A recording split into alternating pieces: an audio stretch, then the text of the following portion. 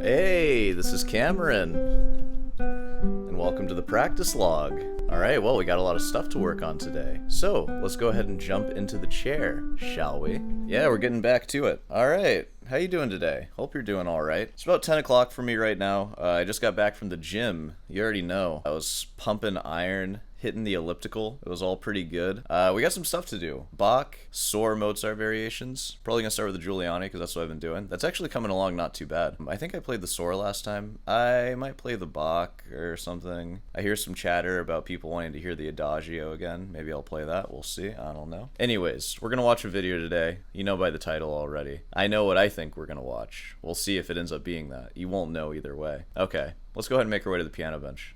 I'll see you there. Grind time, grind time. Well, I'm not going to waste any more of your time. I'm going to go ahead and start practicing. So, I will see you on the other side.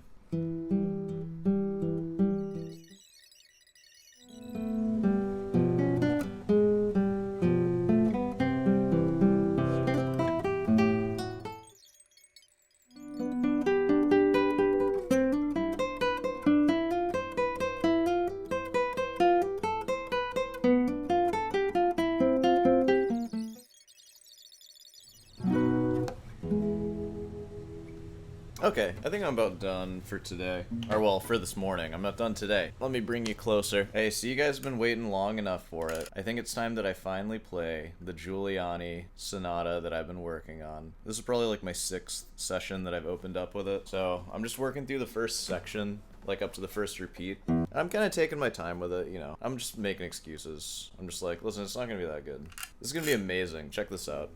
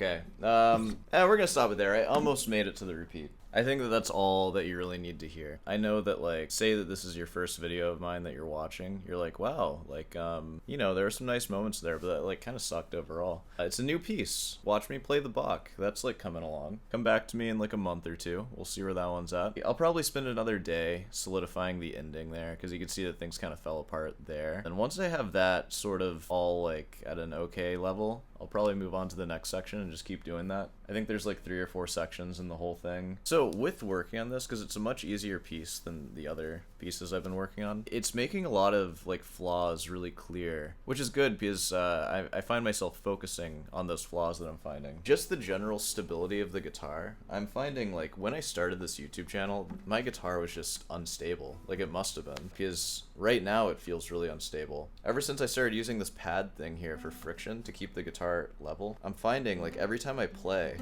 like my guitar is like shaking like that. It's something to do with the balance between my finger and thumb. So ideally I want to just keep equal balance so the guitar just stays still. Because I don't want it moving around. Then we have this like moving fretboard. And same thing with my right hand. I find that my right hand hops a lot, which I wasn't thinking about it as much when I was just playing it, so it might have been hopping like the whole time. But really, it all just comes down to just like moving less. Like move less, and you'll be more accurate. I found that when I was playing the solo Mozart variations yesterday. Man, having the guitar just like stationary made it a lot easier to play arpeggios and stuff, which is obvious, you know. So just some stuff that I've been thinking about. I'll go deeper into it later. There's a lot of work that needs to be done with that. Yeah. Alright, well, any questions about that? Yeah, I think we can pretty much wrap up the practice for this morning. I have a video in mind, a pretty interesting one. Let's go watch it together. I'll see you at the computer chair. You know it's a good day on Guitar YouTube when Brandon Acker uploads a video like this. Guitarist, you are using the capo wrong. Confrontational, dude. You're kind of taking a page out of Beatrix Guitar's book right there. So, you know, I kind of just want to watch this video because I feel like this is some information that you guys all need too. I haven't used a capo in a while, I'm going to be honest with you. I do have a capo here. One of my students gave this to me for my birthday. Ever since I started using it, I've been seeing demons and stuff. Hey friends, welcome back for another guitar. Hey friends. That's disarming, isn't it? Today's tip is all about the guitar capo, specifically in regards to how classical guitarists use it. We'll talk about common mistakes, when it's absolutely necessary to use a capo. But before we dive in, my analytics tell me that about 70-80% of you who watch my videos regularly aren't actually subscribed. I don't know if that's a bad problem to have. My videos, like if they don't do that well, which like not doing that well is like maybe 300 views or so. Wow, I'm so much smaller than you. Must be nice all the way up there. The subscriber ratio is like 80-20, like 80% subscribed, which is like good because it's all subscribers, but it's also like, is no one else new coming in to see this? Yeah, 70 to 80%. God dang, 70 to 80% though. I feel like everybody's already subscribed. Who else is left after 600,000 people? Well, whatever. Okay, anyways, what was I talking about? What were you talking about? Let's cover now some common mistakes that I see even from professional guitarists. The first common mistake I often see is this. What's wrong with this picture? Oh, is it that it's not close enough to the metal? I'm gonna already state my case on that though. I find when the capo is like right up against the metal, it kind of gets in the way of your fingers, you know, because it's like raised like higher than the nut is. I don't know. I find it uncomfortable. Maybe that's only the case for like cowboy playing though. Like if you're playing classical, of course your fingers are in a different orientation. But let's see.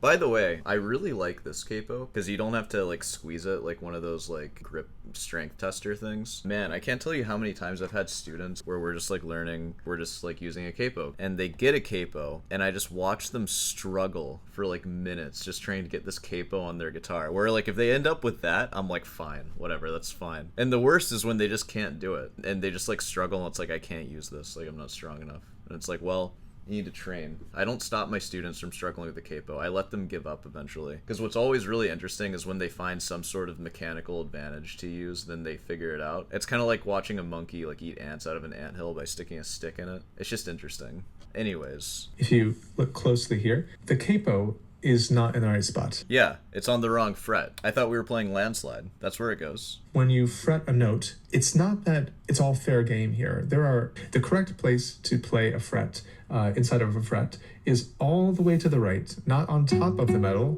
but just to the left of the metal. Dude, facts. Straight up facts. It might buzz, especially if the guitar is not well set up, which might be likely. If you play on the left side, Ooh, shots fired. you're almost guaranteed to make an unpleasant buzzing sound. So the Goldilocks zone, the place which is perfect, is all the way on the right side, not on top of the fret, just a millimeter to the left. And the capo... I like to say that you should be able to feel the fret. Like when I'm playing, like, oh, how do you play without looking at the guitar? I'm touching the fret. I don't even like being to the left where I can't feel the fret. That sensation of touching the metal, that's how I know where I am. So when I have like 4 fingers down, I feel 4 different contact points there. Like 4 different frets.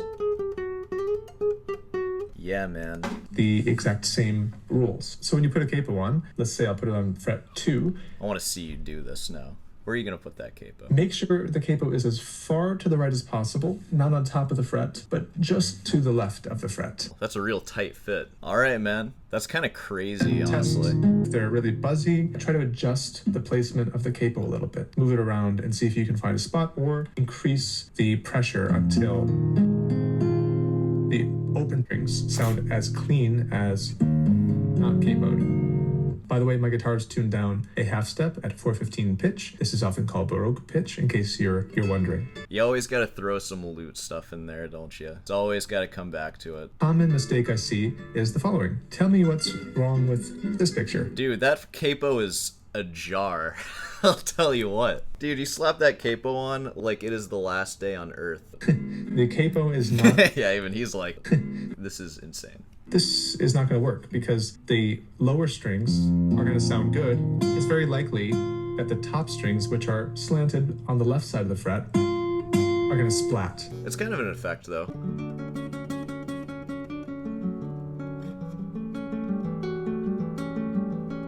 Parallel to the metal fret. Dude, straight up facts. Straight up facts. You're putting it on. I often actually change the angle of my guitar, like so, and I make sure it's parallel all the way to the right. You get the right amount of pressure.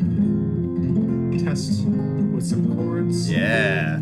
Yeah, dude. All right. We could start a Guns N' Roses cover band.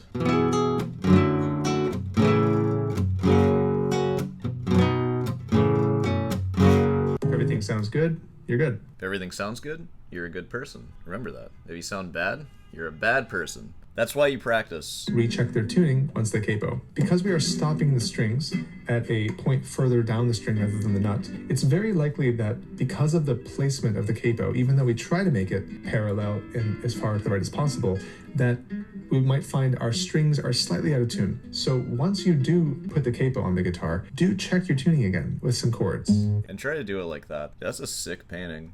Playing with singers, oh god, your life has gone to this. I'm so sorry. Now, as I mentioned, sometimes classical guitarists are required to capo. When is that? Well, when we play with singers, the capo is our best friend when it comes to transposing. Transposition is when you take a piece which is in a key, like C major, and you move it up to C sharp major or D major. That's an interesting choice, going for C sharp major over D flat major. You, my friend, are a guitarist, and I respect that. Screw flat keys. Never thinking flat keys. I hate them. And the capo is amazing. Pianists are so jealous of us for our capo, because for pianists, if they're playing in C major, that's just white keys. If you say now playing C sharp major, now it's going to be on the black keys. It's going to be a much harder key, much more...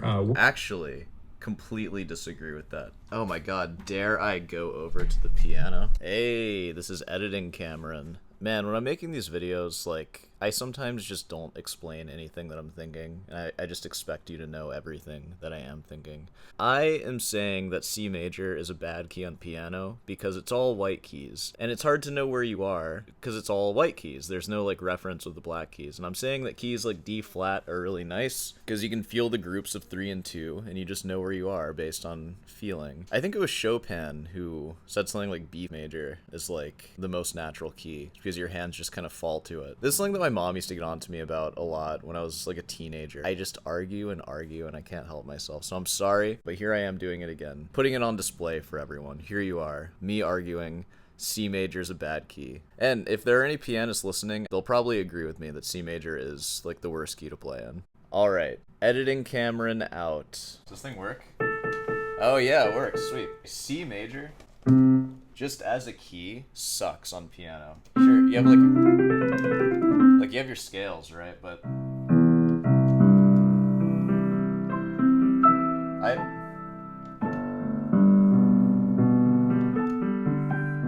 I just have no idea where I am. But like C sharp major, or as the other dirty instrumentalists will usually call it, D flat major. It's so much easier to move around.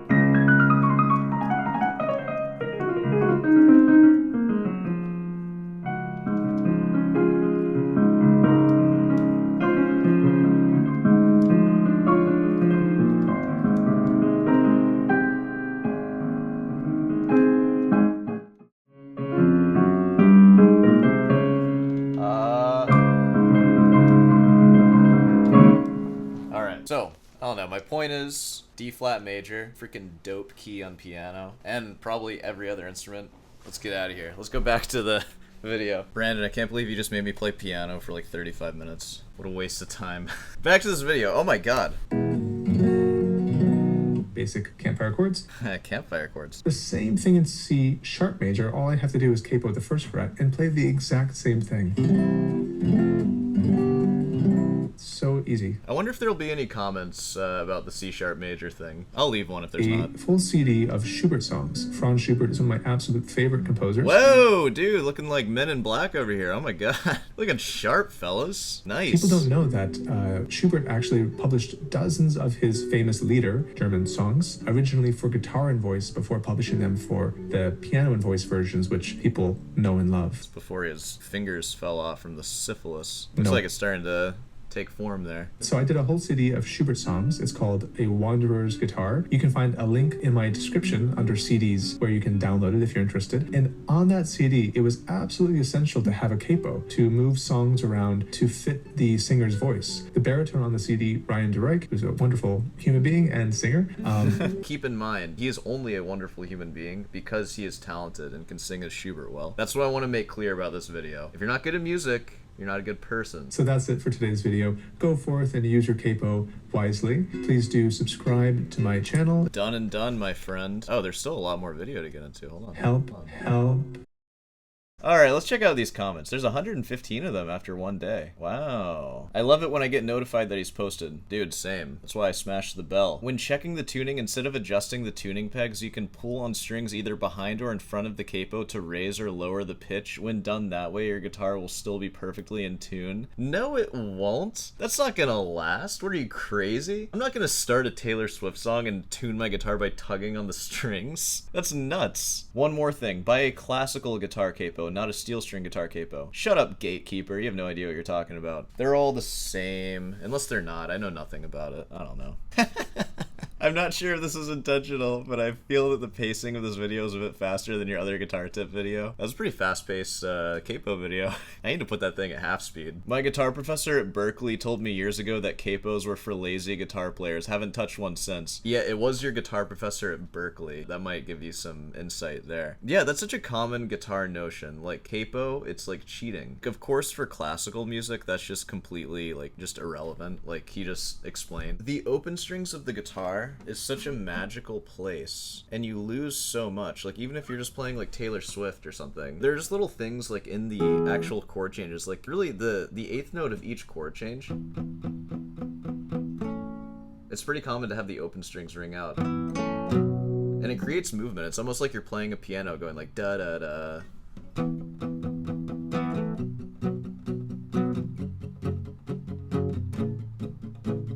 Even something simple like that without a capo would just be impossible. Yeah. Oh. Yeah, you're gonna play like a 2-hour set of Taylor Swift like that. Good luck. There's no cheating in music, guys. Use a capo, and you'll sound a lot better if you use a capo. And there's a whole open position vocabulary on guitar that kind of doesn't sound like anything else other than the guitar's open position. So if you're not in open position, it's not gonna sound like that, and you're gonna sound kind of strained and bad. It's true, 415 is nicer on the ears, tunes better, and feels better. Placebo. You would have said that about 432 or 425. Don't kid yourself. I always hated crooked capos.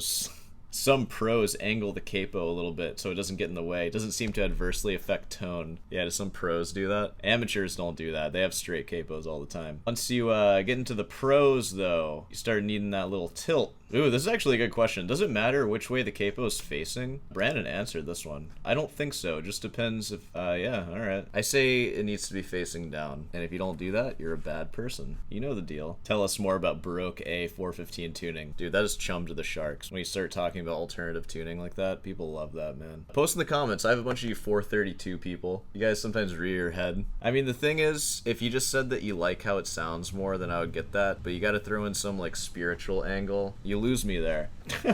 Very basic. You should have told what to do if guitar is off tune with capo. I don't know. Why don't you tune it? You need somebody to tell you that? Brandon, you're too nice. I did recheck the tuning and tune is needed. You just gotta heart those and leave, man. Here we go. We got one person mentioning it. C sharp major? Is it D flat major, you mean? They're both keys. And then Brandon, both are correct because they are inharmonic. Straight up facts, man. It could be either depending on the context. For example, if you're a guitar player, it's C sharp major. Alright, well that was that video. I hope you guys learned something. I don't want to see any crooked capos in the comments section. That would really make me upset. That would make Brandon upset too, probably. But yeah, that's pretty much it for this one. Wow, you guys got a lot. You got to see Brandon Acker. You got to see me play piano. This was kind of a crazy episode. Well, let's go ahead and wrap this one up. I'll see you in the outro. Hey, well, you know, if you made it this far, be sure to subscribe and leave a like. And hey, want some guitar lessons? I'll teach you how to use a capo properly. What else we got?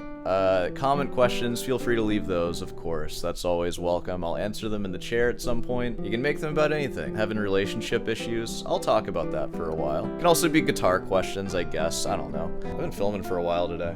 I'm gonna go ahead and wrap it up here. So, I'll see you tonight.